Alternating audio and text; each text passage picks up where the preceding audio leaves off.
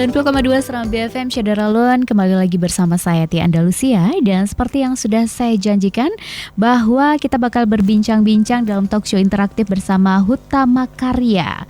Dan Syederalun, untuk Anda yang dari tadi mungkin sudah menunggu ya bagaimana talk show kita hari ini, karena memang sangat spesial sekali, karena temanya hari ini adalah sosialisasi jalan tol Sigli Banda Aceh atau Sibanceh.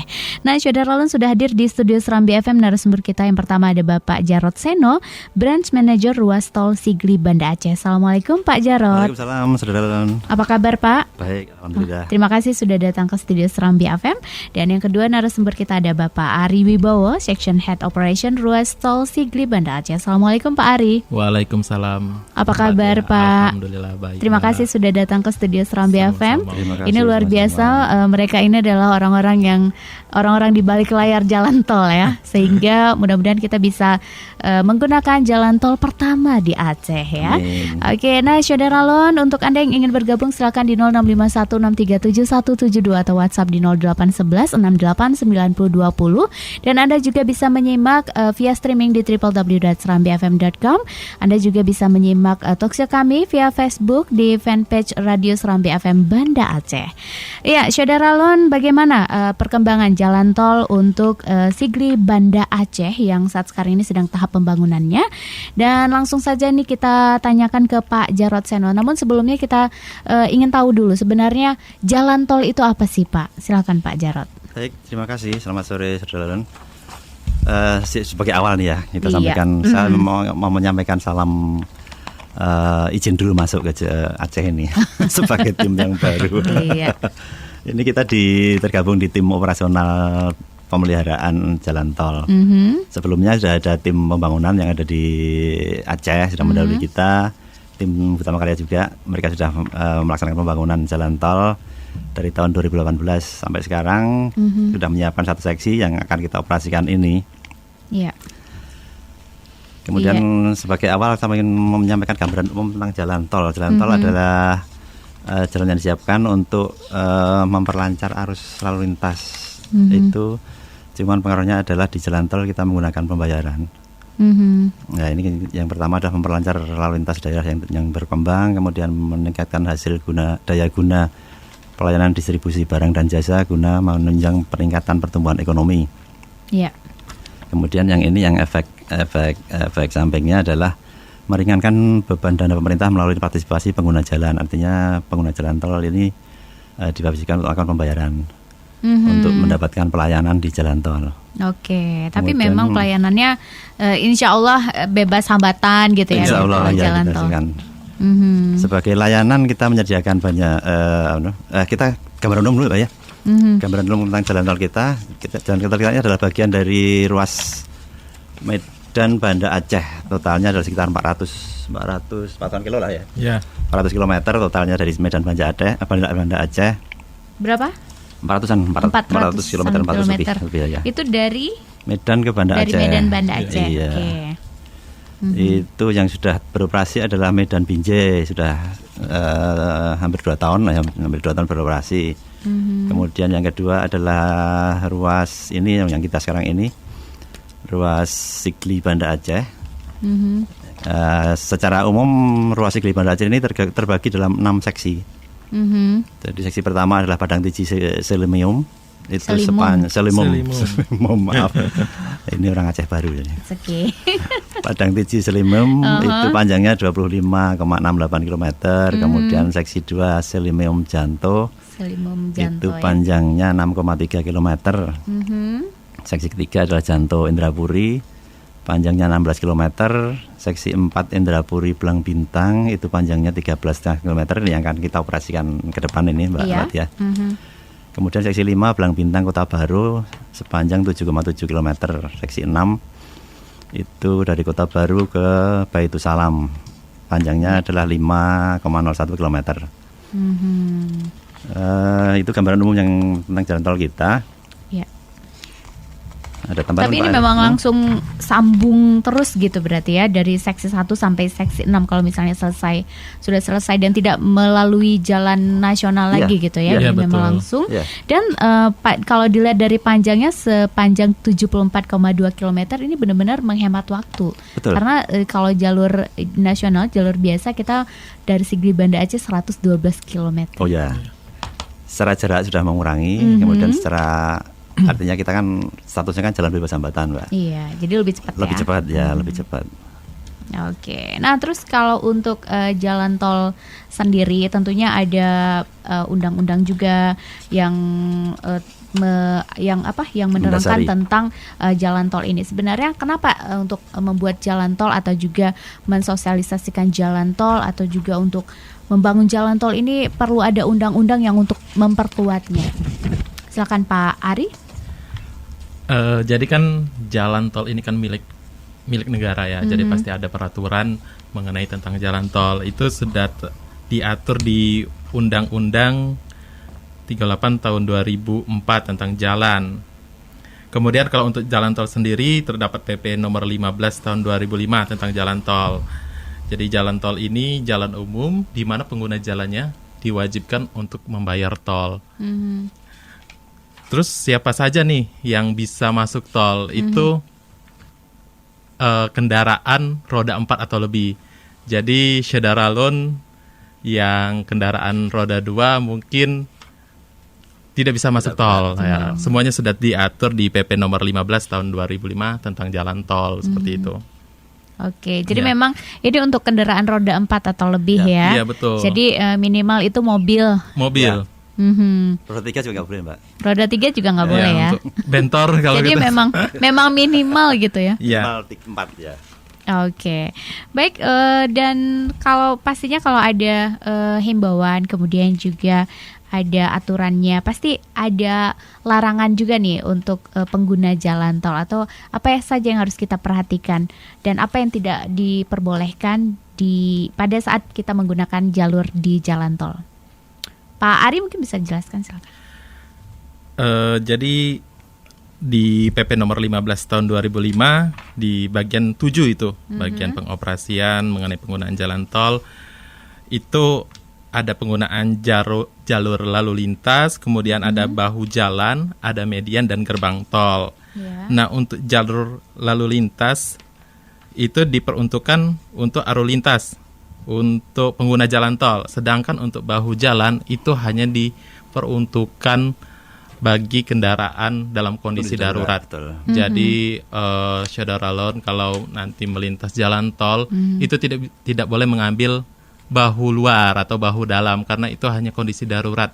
Misal ketika kita mengalami gangguan atau Ada mobil darurat yang harus iya, lewat. Nah. kesulitan, kita bisa berhenti. Tapi untuk bahu luar di jalan tol sendiri tidak diperkenankan berhenti kecuali keadaan darurat seperti itu. Ada aturan-aturan Iya. pastinya. Kemudian juga itu tadi untuk bahu jalan. Terus kalau untuk median jalan tolnya seperti apa yang harus Jadi median kita itu lakukan? di pemisah antara jalur Ambon dan Bandung. Jalur Ambon itu dari STA kecil. ya kilometer kecil ke besar. Itu kita sebutnya jalur Ambon. Kalau jalur Bandung dari kilometer besar ke kecil seperti itu. Oh gitu. Jadi memang harus Ada dua ada jalur. aturannya Nah, ya kalau masing-masing jalur kalau untuk tol Sigli Banda Aceh ini terdapat 2 lajur. Lajur 1 lajur lambat dan lajur cepat. Nah, untuk lajur lambat sendiri ini untuk bus dan truk di lajur 1, lajur lambat. Sedangkan untuk lajur cepat itu untuk mendahului. Seperti itu. Jadi terdapat 2 lajur untuk pengguna jalan. Jika ingin mendahului kendaraan itu bisa menggunakan jalur cepat, jalur L2.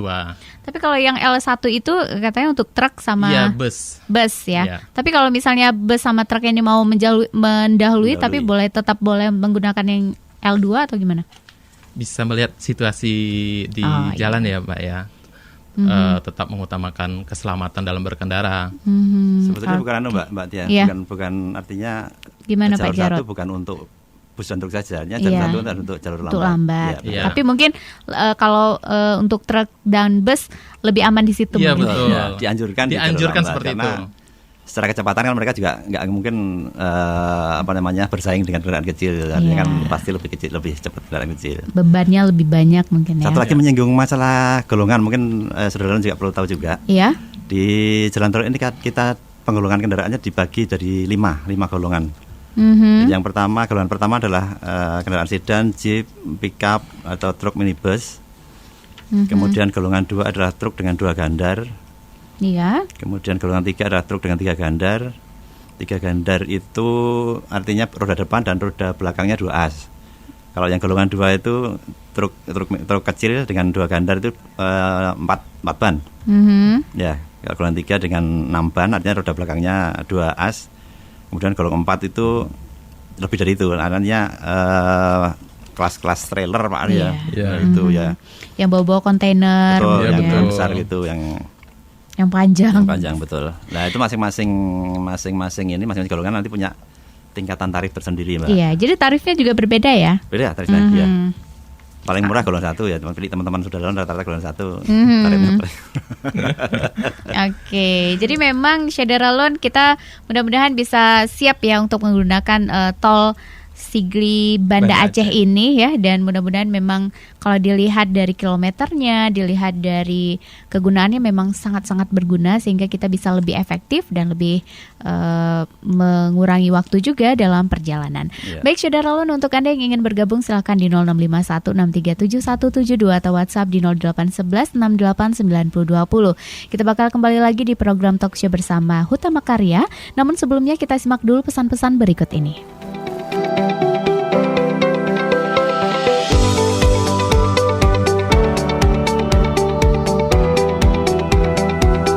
Syederalun, kembali lagi bersama saya Tia Andalusia dan kembali lagi dalam talk show bersama PT Hutama Karya untuk edisi hari ini, dan sudah hadir di studio Serambi FM narasumber kita ada Pak Jarod Seno dan juga Pak Ari Wibowo.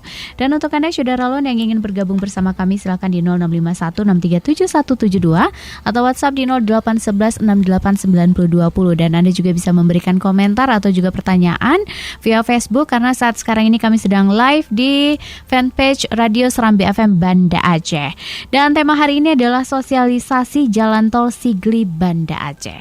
Dan Syederalun, seperti apa pembangunan dari jalan tol Sigli Banda Aceh atau Sibanceh ini, dan seperti yang sudah diungkapkan tadi oleh 2 orang narasumber kita bahwa seksi yang keempat yaitu seksi dari Indrapuri ke Blang Bintang ini bakal segera digunakan ya, sudah siap untuk masyarakat umum. Jadi untuk Anda Syederalun yang ingin menggunakan jalan tol seksi 4 ini sepanjang 13,5 meter, mungkin ada baiknya Anda mendengarkan dulu talkshow kami karena kita bakal mengungkapkan, kita akan membicarakan bagaimana cara atau juga tata caranya untuk memasuki atau menggunakan jalan tol ini ya. Oke, tentunya antusias masyarakat sangat tinggi sekali nih Pak Jarod dan juga Pak Ari ya. Terlihat dari belum diresmikan sudah mulai jalan-jalan. Betul.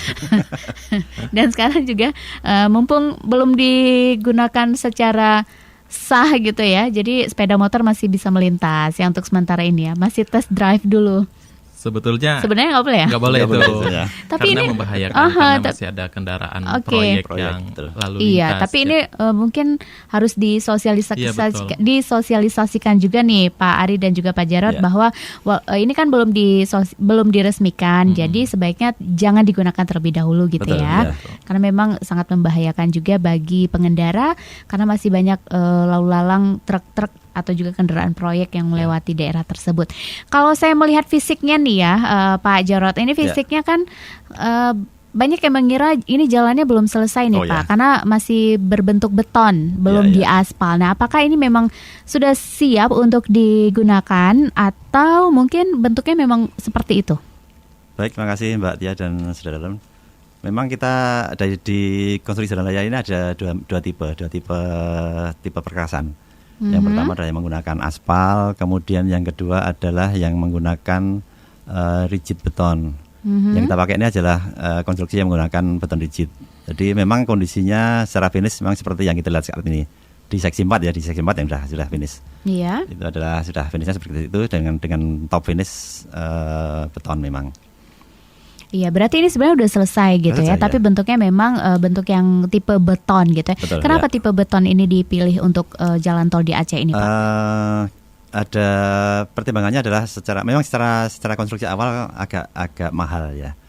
Cuman secara perawatan lebih bisa tahan lama. Artinya nanti di sisi perawatannya nggak banyak makan biaya lagi. Jadi lebih sebenarnya ini lebih mahal gitu ya prosesnya. Di konstruksi awalnya ya. Oke. Tapi dia lebih tahan lama gitu ya. Lebih mahal dan tahan lama ketimbang yang fisiknya aspal. Betul ya. Oke, ini adalah ilmu baru lagi buat kita ya, bahwa ternyata yang beton itu lebih kuat ketimbangnya ini. Karena memang mengingat ini yang lalu lalang bakal kendaraan bermotor lebih bakal kendaraan 4 semua ya. Bermotor 4 semua ya, roda 4 semua. Ya. Jadi memang harus kuat gitu ya. Iya, mungkin tambahan. Ya, silakan Pak Ari. Sebelumnya juga sudah dilakukan perancangan perkerasan yang baik, yang efisien dan efektif gitu kan.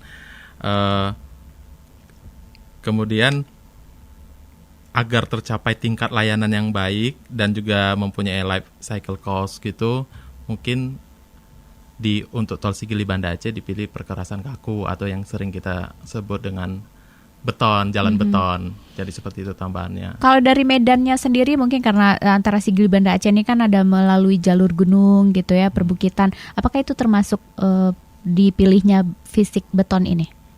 Pengaruh lingkungan juga mempengaruhi pemilihan perkerasan ya Pak Jarod ya. Betul ya. Ya, ada perkerasan kaku dan perkerasan lentur atau jalan aspal. Jadi kalau seandainya misal di Palembang, ke Palembang sendiri itu kondisi tanahnya mungkin rawa. Jadi di sana menggunakan perkerasan lentur atau jalan aspal kalau di Palembang.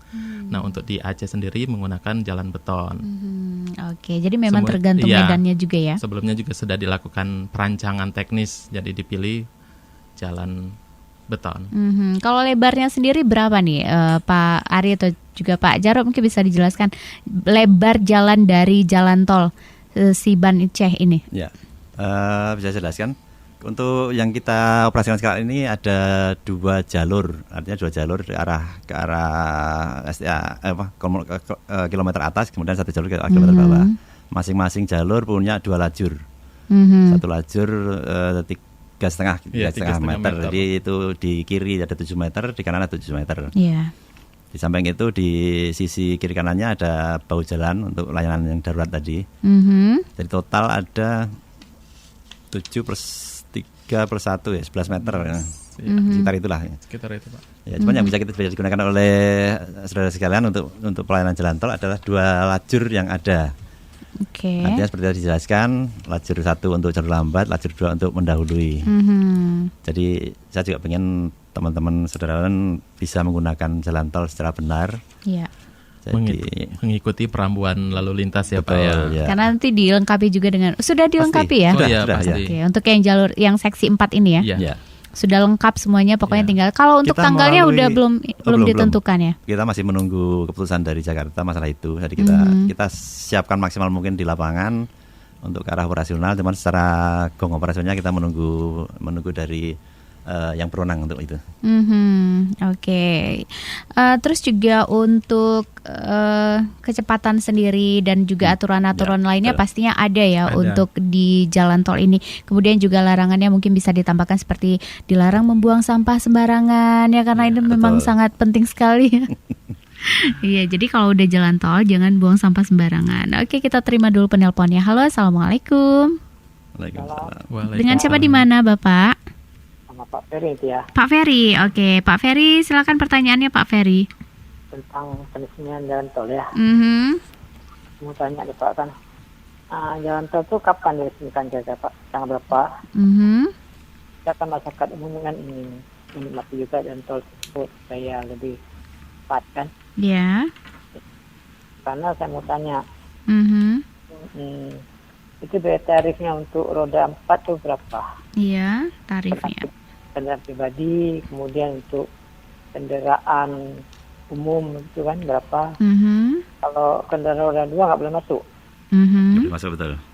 Nggak masuk jalan tol tersebut. Nggak boleh masuk Pak kalau kendaraan di bawah roda 4. Ya. Roda 4, minimal roda 4. Minimal roda 4 ya. Itu berapa tarifnya itu? Jadi kalau ada kecelakaan di tempat itu ada asuransi. Oke. Terus? Itu aja, nanti saya tanya lagi ya, karena saya baru buka tadi. Oh gitu, oke Pak Ferry, terima kasih pertanyaannya. Waalaikumsalam warahmatullahi wabarakatuh. Kalau tarif ini memang bakal kita tanyakan juga nih ya. Oke, jadi kita bisa dijelaskan tentang pertanyaan dari Pak Ferry tadi, kenapa sepeda motor tidak boleh melintas ya. Walaupun ini memang sudah aturannya dari zaman dulu kala, tapi tetap aja banyak pertanyaan, kenapa sih kok sepeda motor nggak boleh lewat di jalan tol gitu. Kan bayar juga gitu kan. Gimana nih Pak Ari? Jadi untuk yang pertama tadi peresmian ya.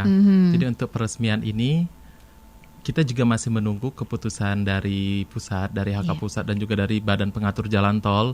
Untuk SK pengoperasian memang sudah terbit tanggal, mungkin di media juga sudah beredar, mulai tanggal 1 Juli kemarin sudah terbit SK pengoperasian. Tapi untuk peresmian kita masih menunggu arahan dari Badan Pengatur Jalan Tol. Dan untuk tarif ini masih kalau belum tarif juga tol dong, juga belum ada. Itu juga dikeluarkan oleh Kepmen PUPR. Jadi untuk itu dari Kemen PUPR ya? Oke. Terus kalau untuk asuransi kecelakaan bagaimana ini Pak? Kalau untuk lewat jalan tol? Kalau untuk layanan aja, cuman kalau asuransi mungkin kayaknya enggak ya. Iya. Itu tergantung bayar pajaknya ya. Kan betul. Ada jasa harjanya. Iya. Jadi kalau untuk kita di jalan tol memiliki layanan jalan tol ya. Di sana ada kendaraan derek, ada rescue dan juga ambulans yang siap standby di sana. Jika terjadi kecelakaan, itu petugas kita langsung datang ke lokasi. 24 jam. 24 jam. Jadi mungkin nanti bisa hubungi call center kita juga, itu di 0821 6434 6434. Jadi Saudara Lon jangan khawatir nanti kalau seandainya di jalan mengalami gangguan atau kesulitan, petugas jalan tol kita siap membantu. Oke, jadi ada call centernya juga ya buat Anda yang mengalami nambahin masalah tadi kan masalah tarif tadi Pak. Artinya kan nanti berkaitan dengan transaksi di situ. Nah, kita transaksi di situ kan masalah transaksinya tarif, berarti harus dijelaskan tentang kita nanti menggunakan kartu elektronik. Jadi tidak menerima lagi kita pembayaran cash di ruas tol. Artinya untuk masuk jalan tol pengguna harus mempersiapkan kartu elektronik. Berarti tidak ada petugas tol di pintu gerbang tol. Pintu gerbang ada, cuman mengawasi. Jadi nggak ada transaksi pembayaran dan lain-lain. Tapi tetap ada orangnya. Tetap ada untuk pengawasan ya. Juga. Ini sebetulnya satu sisi lebih cepat Mbak Tia. Iya, satu sisi lebih cepat, nggak ada mengurangi antrian karena prosesnya lebih cepat. Sisi lain ya lebih praktis, nggak ada penggalian yang kadang. Memang iya kalau di tipe dulu, model-model dulu di gerbang tol itu harus siap kembalian banyak-banyak satu gitu kantong kembalian untuk siap. Karena kalau nggak ada kembalian kita juga mengurangi tingkat layanan kita ke pelanggan kan Mbak Tia. Iya, jadi memang lebih cepat ya kalau kita pakai smart card. Jadi ceritanya ini kita pakai smart card ya. Jadi bukan hanya di Aceh aja, tapi juga sudah di seluruh dunia ya. Smart card ini digunakan untuk jalan tol. Kalau Indonesia memang sudah semuanya ya. Kalau pakai smart card ini atau memang masih ada yang manual? Semua sudah berlaku. Semua sudah ya. Ada peraturannya sudah. Mulai itu 31 Oktober 2017 itu tentang transaksi non tunai di jalan tol. Itu ada peraturan menterinya sendiri tahun 2017. Itu untuk semua jalan tol menggunakan transaksi non tunai. Jadi wajib menggunakan uang elektronik. Baik. Nah, baru kita memasuki ke uang elektronik ini. Mau tahu juga bagaimana sih cara menggunakan smart card atau uang elektronik atau e-money ini? Oke, tambah ya.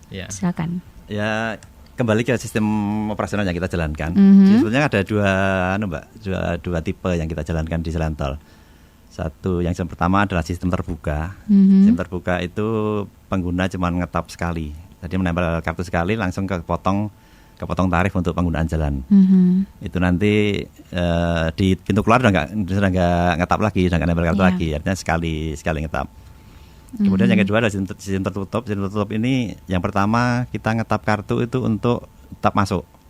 Artinya kita masuk di data di situ, data kita masuk, kemudian nanti di pintu keluar baru kita ngetap untuk keluar dari tol. Ya, di situ baru kepotong kita tarif penggunaan tol. Oke. Dan jangan lupa untuk masuk jalan tol ingat tarifnya. Artinya sebelum masuk tol pastikan dicek dulu saldonya ya. Betul, okay. Ya. Untuk itu kita nanti menyediakan di awal mungkin kita menyediakan untuk layanan ke pelanggan, kita menyediakan fasilitas top up lah untuk bagi pelanggan jalan tol. Di awal aja nih cerita. Ya kita berharapnya nanti di ke depan. Ya kita bekerja sama juga dengan bank, juga berharap pada pengguna jalan untuk selalu pastikan saldonya cukup sebelum masuk tol. Tetapi kalau seandainya sudah peresmian nanti mungkin di awal ini masa sosialisasi itu tarifnya masih 0 biasanya. Tarifnya masih 0. Tapi tetap dibuka, kita pakai e-money itu ya. Uang elektronik sebagai sarana keluar masuk. Ya. Pendataan keluar masuk ya. Oke, jadi memang untuk mendapatkan e-money ini bagaimana caranya? Atau e-tol ini?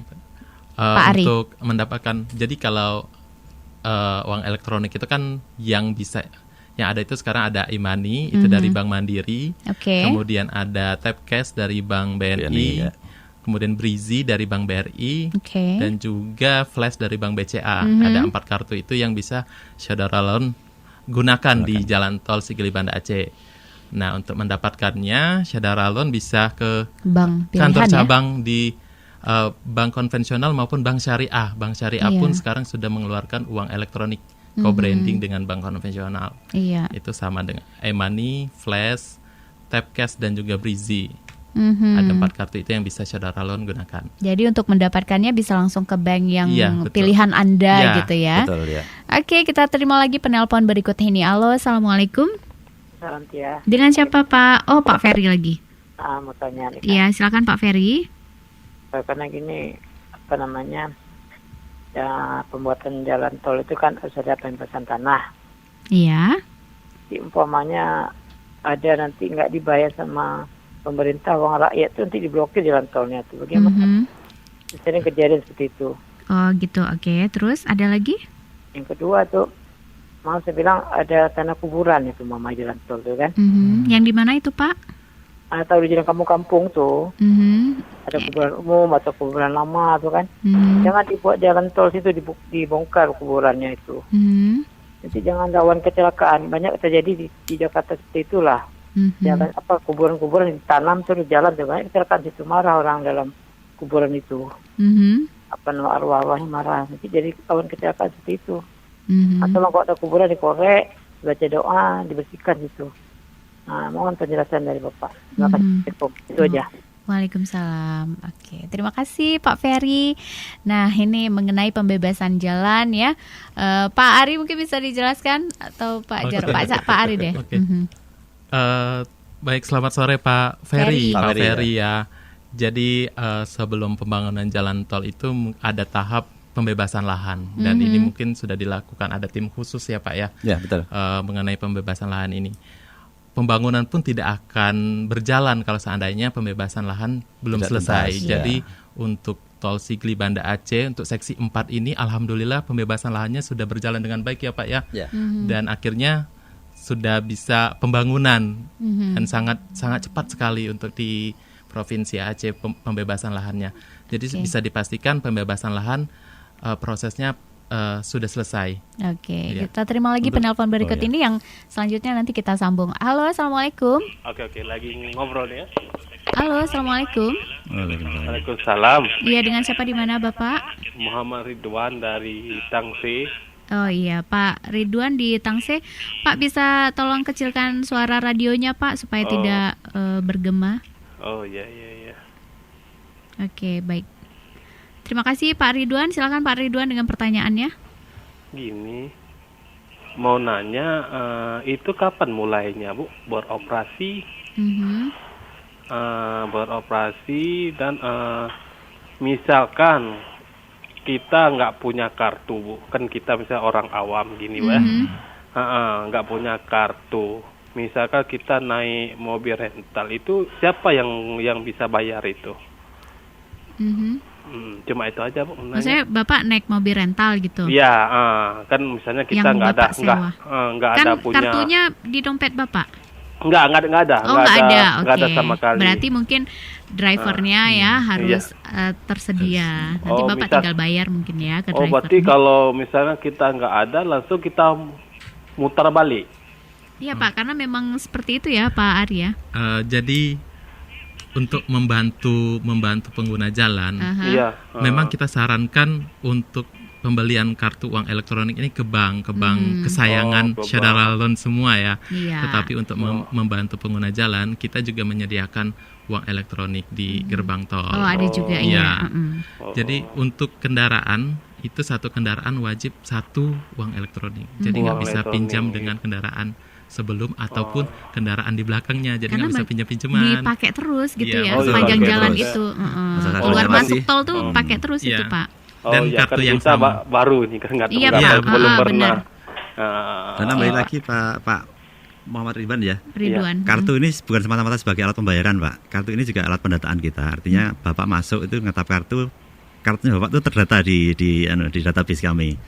Artinya nanti waktu keluar jadi Bapak ketahuan masuk dari pintu mana, keluar dari pintu mana. Kalau sekarang kan masih satu seksi ya Pak, pintunya pasti kalau nggak dari Indrapuri ke Pulau Bintang ke Indrapuri. Cuma nantinya kalau sudah semua seksi siap dioperasikan, satu ruas itu Bapak bisa jalan dari Padang Tiji, keluarnya bisa dari Janto, bisa keluar di Pulau Bintang, bisa keluar di itu tarifnya masing-masing suatu saat nanti. Nah itu Bapak masuknya dari mana ketahuan kalau Bapak ngetap kartu. Pas keluar kan, pas keluar ketahuan Bapak kena tarif berapa gitu Pak Muhammad Ridwan. Ya kan takutnya gini kan kita udah naik, udah masuk, nggak ada kartu, nggak ada apa-apa. Iya. Tapi di pintu gerbang ada disediakan waktu masuk Pak. Pasti ada itu Pak. Waktu masuk Bapak harus wajib pakai Pak. Untuk buka gerbang tol Bapak harus pakai kartu. Jadi kalau nggak ada kartu nggak mungkin bisa masuk Pak.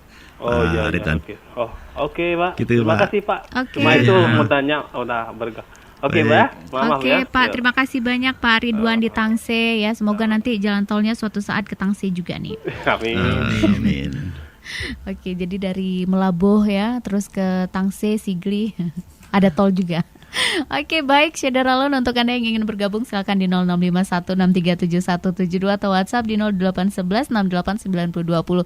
Kita bakal kembali lagi di program Talkshow bersama PT Hutama Karya Persero. Namun sebelumnya kita simak dulu pesan-pesan berikut ini.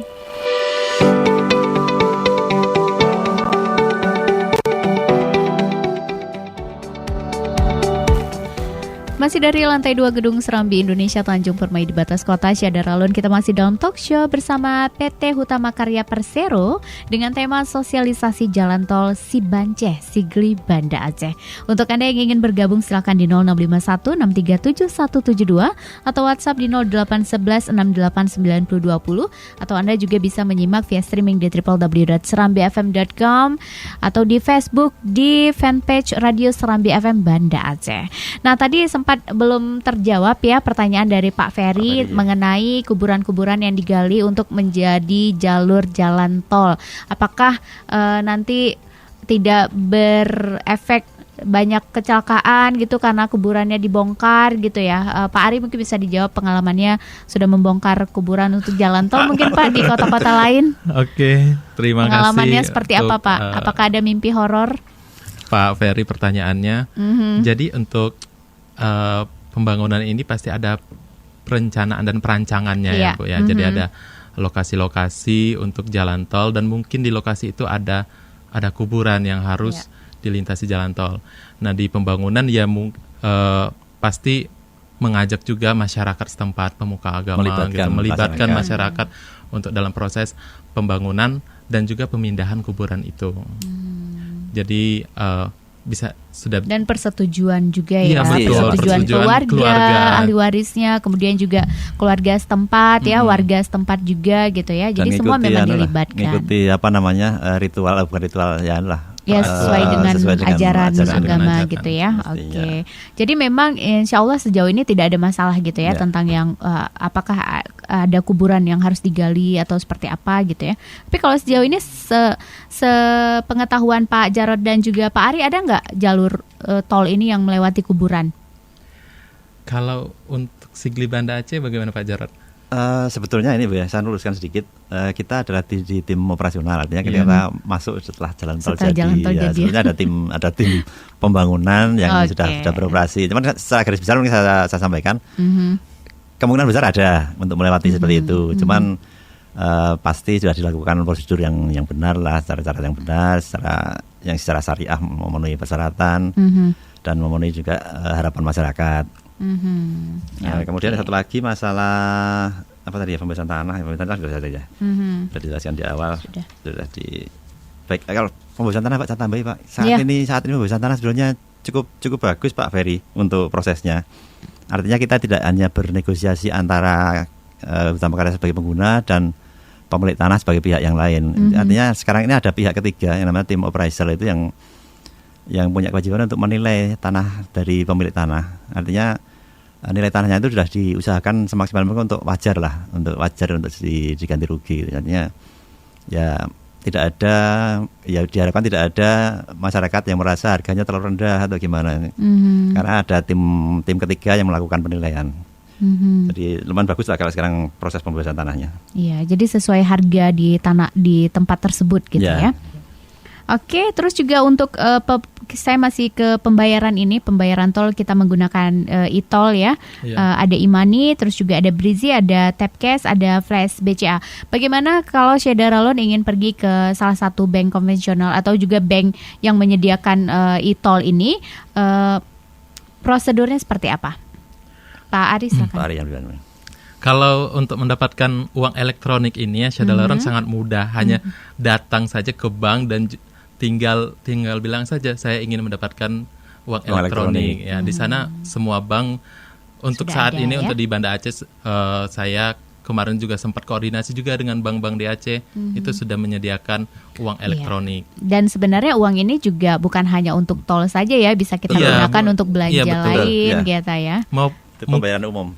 Pembayaran umum. Jadi tapi bisa bayar tol juga gitu. Jadi jangan khawatir. Jadi kita bukan, kalau misalnya nggak bakal lewat tol, nggak juga gitu ya. Jadi jangan takut kalau untuk top up atau gitu ya. Sebetulnya sudah kenal dengan ini mestinya.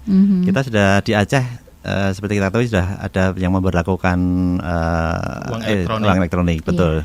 Saat ini di Pelabuhan Ulele sudah pakai itu untuk keluar masuk. Artinya sedikit banyak teman-teman Syedara sudah kenal lah dengan ini. Cuman mungkin karena penggunaan di tol lebih luas, lebih banyak pengguna, mungkin perlulah nanti lebih banyak mengenal mengenai pembayaran ini. Oke, jadi memang ini tergantung dengan pilihan Anda, bank mana yang mau dipilih gitu ya. Betul. Dan untuk informasi lebih lanjutnya mungkin bisa tanyakan ke CS bank masing-masing gitu ya sewaktu membuat e-money ini gitu ya, uang elektronik. Ada 4 bank Pak yang melayani kita. Ada 4 bank ya. Oke. Jadi ada Mandiri, ada BRI, terus juga ada BNI dan satu lagi BCA. Ya. 4 bank pemerintah dan 1 bank swasta. Jadi ini lebih praktis mungkin ya. Jadi nggak perlu bawa uang tunai gitu, kalau untuk beraktivitas menggunakan uang elektronik ini. Oke, terus juga seperti yang dikatakan tadi Pak Ari bahwa di sana juga menyediakan kartu untuk awalnya gitu ya. Kalau misalnya Syedara Loan ketika mau mencoba melewati pertama sekali belum ada uang elektronik, jadi bisa disediakan di sana. Terus langsung top up di sana atau seperti apa Pak? Kalau untuk top up sendiri mungkin nanti setelah berbayar ya Bu ya. Jadi memang tapi ini karena masih nol ya. Iya, karena mungkin di awal setelah misal fungsional ini gratis, tarifnya 0, tapi Syedara Loan wajib menggunakan UE. Nah, untuk top up sendiri mungkin nanti setelah berbayar. Jadi tarif sudah keluar, kita sediakan layanan top up. Berapa lama nih gratisnya kalau sudah dioperasikan? Tidak ada waktu yang pastinya ya Pak ya. Jadi pasti. Tergantung kebijakan dari pemangku kepentingan di atas. Iya, bisa ada kalau kemarin di Lampung itu mungkin 1 tahun dia masih gratis karena masih baru 2 seksi yang dibuka baru. Oke. Karena masih 2 seksi. Iya, gitu. belum jadi semuanya. Jadi kalau belum selesai semua seksi masih gratis dong. Tidak bisa jadi satu seksi langsung dapat muncul ketentuan tarifnya. Iya, ini sebenarnya targetnya ini dari seksi 1 sampai seksi 6 selesai ini kapan sih Pak Jarod? Ya, saya sedikit menyampaikan dari pembangunan, artinya dari sisi pembangunan. Sebenarnya target kita dari Parangtiji sampai Baitul Salam ini ditargetkan di akhir tahun 2021 sudah tuntas. Insya Allah bisa berjalan lancar, semoga bisa sesuai harapan. Jadi akhir tahun 2021 6 seksi sudah beroperasi. Berarti Ya, setahun sudah selesai setengah lagi ya, koreksi, insya ya. Allah ya. Oke, terus Pak, kalau untuk peresmian sendiri apakah diharapkan Presiden Joko Widodo yang akan meresmikan? Apakah kalau Presiden datang ini meresmikan per seksi atau mungkin udah selesai semua nanti baru diresmikan lagi? Biasanya kalau untuk peresmian jalan tol ini per seksi seperti ini atau mungkin udah selesai semua sih Pak? Ada banyak kasus, artinya ada yang per seksi, ada yang sekaligus satu ruas, tergantung kondisi pembangunannya dan kondisi waktunya betul ya. Artinya yang mempertimbangkan sudah dipertimbangkan untuk meresmikan. Kalau kita masih agak panjang Mbak, artinya kita satu seksi selesai di bulan ini ya, kita operasikan di bulan Juli. Cuman untuk satu ruas penuh kan masih di akhir tahun 2021, 1 tahun lagi. Agak terlalu panjang. Mungkin juga ada beberapa tahap peresmian nanti di kita. Iya, kalau selesai Indrapuri Blang Bintang, terus selanjutnya seksi mana lagi yang bakal selesaikan Pak Ari? Itu setelah Indrapuri Blang Bintang, ini Indrapuri Janto ya Pak ya. Indrapuri Janto ya. Ditargetkan Desember 2020 ya Pak ya. Ya, tahun ini akhir tahun ini. Selesai. Iya. Selesainya ditargetkan Desember 2020 ini. Betul. Untuk Janto Indrapuri ya, sepanjang 16 km. Wah, lebih panjang nih berarti daripada Indrapuri Blang Bintang. Ini yang paling panjang nih Padang Tiji Selimum ini ya. Betul. 25,68 km. Iya. Ini ada melewati gunung nggak? Iya, daerahnya gunung ya. Terus gimana tolnya melewati gunung? Pasti kita. Apakah gunungnya dikerok, kita di dalam? Kita kalau di konstruksi istilahnya kan cut and fill Mbak. Ada yang dipotong, ada yang ditimbun. Nah, kalau memang ketemu gunung ya pasti ada pemotongan tanah itu. Karena standarnya tol kan kita nggak boleh nanjak terlalu tinggi, nggak boleh nekung terlalu tajam gitu. Harus sesuai standar perencanaannya. Iya, kalau dari pengalamannya ini lebih berat nggak? Karena kan memang melewati gunung ya Sigli Banda Aceh ini, ketimbang jalan yang mungkin lebih datar gitu kayak biasa di kota.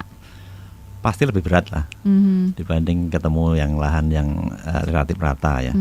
Tapi itu hal yang biasa bagi kami di pembangunan itu cuman masalah metode untuk pelaksanaannya, jadi tetap bukan dari hambatan bagi kami. Oke, jadi memang tetap bekerja keras. Siap. Oke, kalau untuk kecepatannya sendiri seperti apa Pak Ari?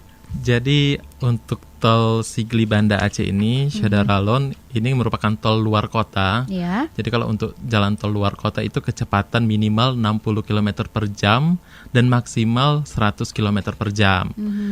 Kalau seandainya jalan tol dalam kota, mungkin contohnya kalau kita punya HK itu di Jor S dan ATP di Jakarta itu kecepatan maksimalnya 80 km per jam. Tapi untuk tol Sibance ini 100 km per jam. Karena luar kota ya? Iya, betul. Oke, baik. Terus juga untuk pelaksanaannya sendiri seperti yang dikatakan tadi bahwa untuk sosialisasinya belum. Kalau untuk peresmian sendiri itu belum ini ya. Tapi targetnya kira-kira kapan nih bisa digunakan oleh masyarakat umum? Apakah di bulan Juli ini atau mungkin bulan Agustus?